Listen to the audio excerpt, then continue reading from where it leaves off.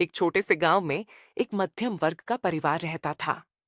उस परिवार में एक माँ, एक बेटा और एक बहू रहते थे। माँ का नाम सुमित्रा था, बेटे का नाम रोहन था और बहू का नाम प्रिया था। सुमित्रा एक अच्छी माँ थी जो हमेशा अपने परिवार के लिए सोचती थी। वह अपने बेटे और बहू को बहुत प्यार करती थी, लेकिन सुमित्रा की एक कमी थी।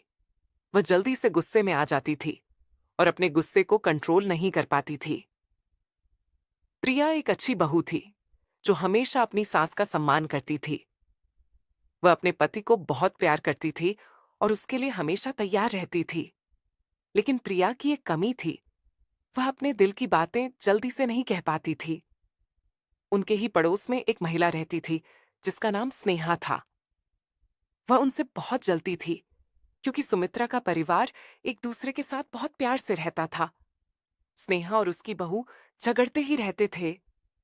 वह सोचती थी, अगर मेरे परिवार में कुछ ठीक नहीं रहता तो ये कैसे प्यार से रहते हैं।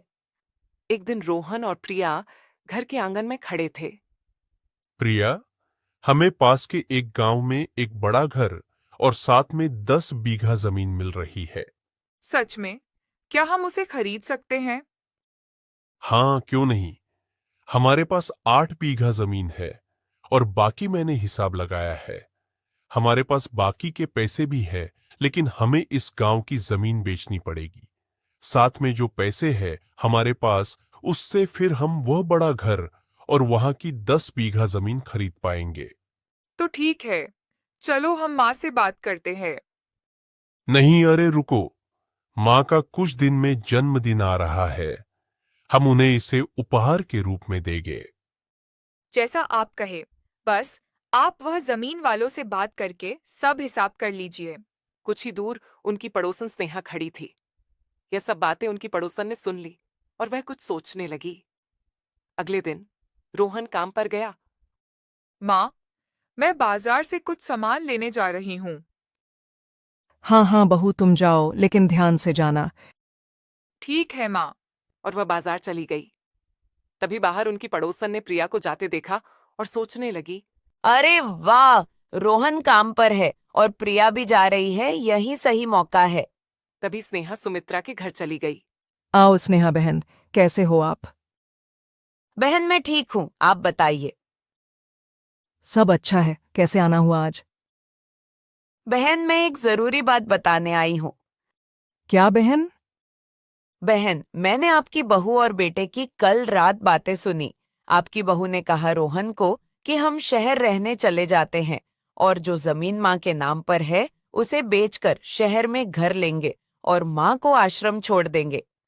रोहन ने भी कहा ठीक है, जैसा तुम कहो। आपके बेटे को उसने वश में कर लिया है बहन। नहीं बहन, आपको कुछ गलत फहमी हुई है। नहीं बहन, मुझे आपकी कसम, मैं सच बोल रही हूँ।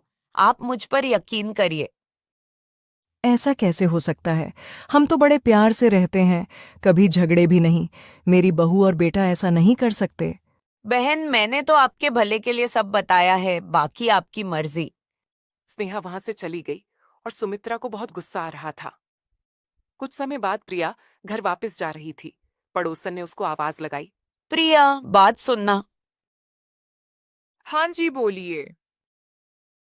बेटा, मेरी बात ध्यान से सुनो। किसी को बताएगी तो नहीं ना? क्योंकि मैं तो बस तेरा और तेरे पति का भला सोच रही हूँ। मुझ पर कोई उंगली ना उठे। मैं वादा करती हूँ, किसी से कुछ नहीं कहूंगी। बेटी, आज तुम्हारी माँ मेरे घर आई थी। उन्होंने मुझे कहा कि देखना बहन, मेरी बहू का क्या करूं।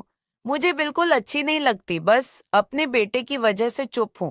आज भी गई है बाजार खर्च करने, बस पैसे ही उड़ाती रहती है। बेटी, मैंने समझाया पर तुम्हारी माँ नहीं मानी। पर तुम किसी से कुछ कहना मत, मैंने तो तुम्हारे और तुम्हारे पति की भलाई के लिए सब बताया है। इससे पहले तुम्हारी सास तुम्हारे पति और तुम्हारे बीच लड़ाई करवाए, तुम उनके बीच लड़ाई करवा दो। आप ये क्या कह रही है? हमारी माँ ऐसा कैसे कह सकती है? कहीं आप मजाक तो नहीं कर रहे? बेटी, मैं सच बोल रही हूँ। तुम्हारी कसम, मैंने तो तुम्हारा भला सोचा है, बाकी तुम्हारी मर्जी। प्रिया सोच में पड़ गई और घर पहुंची। सुमित्रा ने प्रिया को देखा और गुस्से में अनदेखा कर दिया। प्रिया भी उससे कुछ नहीं कह पाई। अगर आप ऐसी ही दिलचस्प वीडियोस देखना चाहते हैं तो हमारे चैनल को सब्सक्राइब करें, और अगर आपको वीडियो अच्छी लगी तो एक प्यारा सा लाइक दे और बेल आइकन को दबाएं ताकि जब भी हम नई वीडियो अपलोड करें आपको सबसे पहले नोटिफिकेशन आए।